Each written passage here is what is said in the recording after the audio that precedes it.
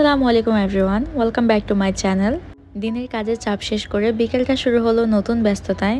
বিকেলে নাস্তা তৈরি করা, বাজার গোছানো, রান্নাবান্না, পরিবারের সঙ্গে সুন্দর সময় কাটানো, সব মিলিয়ে বিকেল থেকে রাত পর্যন্ত আজকের সময়টা কেমন কাটলো সেটাই আপনাদের সাথে শেয়ার করব। আশা করছি আমার ব্লগের শেষ পর্যন্ত আমার সাথেই থাকবেন। আজকে বিকেলে আমি 2টা কাপ পুডিং তৈরি করেছিলাম। কম ঝামেলায় কম সময়ে যদি পারফেক্ট কোনো ডেজার্ট বানাতে চান তবে পুডিং একেবারে বেস্ট। বানানো সহজ আর সবাই খেতে ভীষণ পছন্দ করে, তাই আজকে আমি কাপ পুডিং তৈরি করেছিলাম। সেই সাথে বিকেলে নাস্তার জন্য তৈরি করেছিলাম গরম গরম ডিম পরোটা।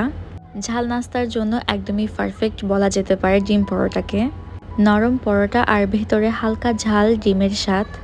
বিকেলের জন্য একেবারে দারুণ। এমন নাস্তা হলে চায়ের সঙ্গে আড্ডার মজাই আলাদা। এখানে আমি 4টা ডিম পরোটা তৈরি করেছি। এখন আমি ছোট ছোট পিস করে ডিম পরোটাগুলো কেটে নিব। এখনো পর্যন্ত আপনারা যারা আমার ভিডিওর সঙ্গে আছেন, আপনাদের কাছে যদি আমার আজকের ভিডিওটি দেখতে দেখতে একটু ভালো লেগে থাকে তাহলে প্লিজ একটা লাইক দিতে ভুলবেন না। আর যারা আমার চ্যানেলে নতুন, আপনারা চাইলে আমার চ্যানেলটি সাবস্ক্রাইব করে আমার পাশে থাকতে পারেন। আর যারা অলরেডি করেছেন তাদেরকে অসংখ্য অসংখ্য ধন্যবাদ। এখন আমি ডিম পরোটাগুলো 2টা প্লেটে সাজিয়ে নিয়েছি আর সেই সাথে নিয়ে নিলাম টমেটো কেচাপ। ডিম পরোটার সাথে টমেটো কেচাপ থাকবে না তা কি কখনো হয়? আমরা সবাই একসাথে বসে ডিম পরোটা খেয়ে নিলাম। এরপর দেখলাম বাসায় বাজার নিয়ে আসা হলো। বাজারের মধ্যে ছিল মাছ, মাংস, অনেকগুলো সবজি বাজার। আজকাল বাজারে সব কিছুর দাম একেবারে হাতের বাইরে চলে যাচ্ছে। আগের মতো সব কিছুই সহজভাবে কেনা যাচ্ছে না। সত্যি বলতে যে পরিমাণ জিনিস কেনা হয় টাকার খরচ মনে হয় এর চেয়ে দ্বিগুণ হয়ে যাচ্ছে। এখনকার বাজার দেখে মনে হয় রান্না করার আগে ভালো করে ভেবে নিতে হবে যে কোনটা রান্না করা যায়। সবজির দাম এত বেশি বেড়ে যাচ্ছে যে এখনকার মানুষ মাংসের বদলে সবজি খেতেও কষ্টবোধ করছে। আগে 500 টাকা নিয়ে বাজারে গেলেও মনে হয় অনেক কিছু পাওয়া যেত। এখনকার সময় 1000 টাকা থাকলেও মনে হয় কিছুই হয় না। তবুও পরিবারকে খাওয়ানোর জন্য যে যতটুকু পারে, যার সামর্থ্য যতটুকু, তার কষ্ট করে ম্যানেজ করে নিতে হয়। আজকে আমার দেবর বাজার করে এনেছে। মনে হয় উনি সবার কথা মাথায় রেখে যে যেরকম পছন্দ করে সব কিছুই নিয়ে এসেছে। একেবারে গুছিয়ে বাজার করা যাকে বলে ঠিক ওইভাবে বাজার করেছে। এখানে প্রত্যেকটি সবজি আমাদের খুবই পছন্দের। ঢেঁড়স, বরবটি, মিষ্টি কুমড়া, সেই সাথে কচুরমুখী এনেছে। সেই সাথে ছিল মুরগি, মাছ আর অনেকগুলো মিশালো ছোট মাছ, যে মাছগুলো আমরা বেছে আলাদা করে নিচ্ছিলাম। এখানে ছিল ছোট ছোট লইট্টা মাছ, চিংড়ি মাছ, আরেক ধরনের মাছ ছিল।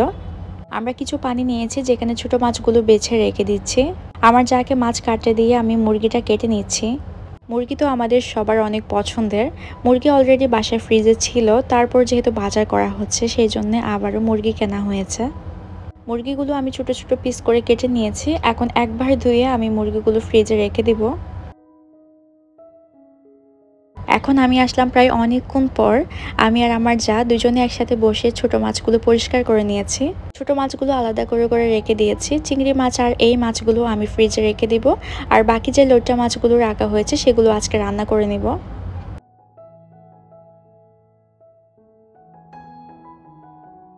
এই যে লইট্টা মাছগুলো একদমই তরতাজা ছিল। মাশাআল্লাহ, রান্না করলে অনেক স্বাদ হবে দেখেই বোঝা যাচ্ছে। তবে যে কোনো মাছ রান্না করার আগে অবশ্যই ভালো করে ধুয়ে নিতে হবে। মাছ যত ভালো করে ধোয়া হবে রান্না করলে ততটাই স্বাদ বেশি হবে। প্রথমে আমি পানি দিয়ে কয়েকবার করে ভালো করে ধুয়ে নিয়েছি। এখন আসলাম রান্না করতে। লইট্টা মাছগুলো আমি কাঁচা মরিচ দিয়ে সবসময় যেভাবে রান্না করি ওইভাবে রান্না করে নিব। মাছগুলো হলুদ আর লবণ দিয়ে মেখে এক সাইডে রেখে দিয়েছিলাম। এখন আবারও ভালো করে ধুয়ে নেব।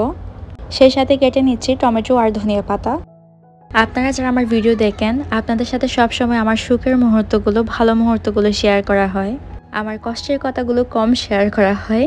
সবার লাইফে কিন্তু আপস অ্যান্ড ডাউন আছে, তবে মানুষ কষ্টের কথার চাইতে সুখের কথা শুনতে বেশি আগ্রহী। সেই জন্যে অনেকে শো অফ করতে বেশি পছন্দ করেন, যেটা আমার মোটেও পছন্দ না। তবে আল্লাহ ভরসা, আল্লাহ যেটা করেন সেটা বান্দার ভালোর জন্যই করেন।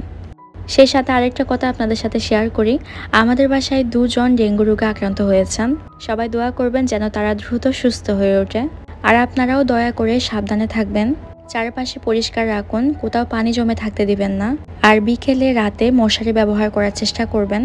ডেঙ্গু ভয়ঙ্কর, তাই সচেতন থাকাই আমাদের একমাত্র উপায়।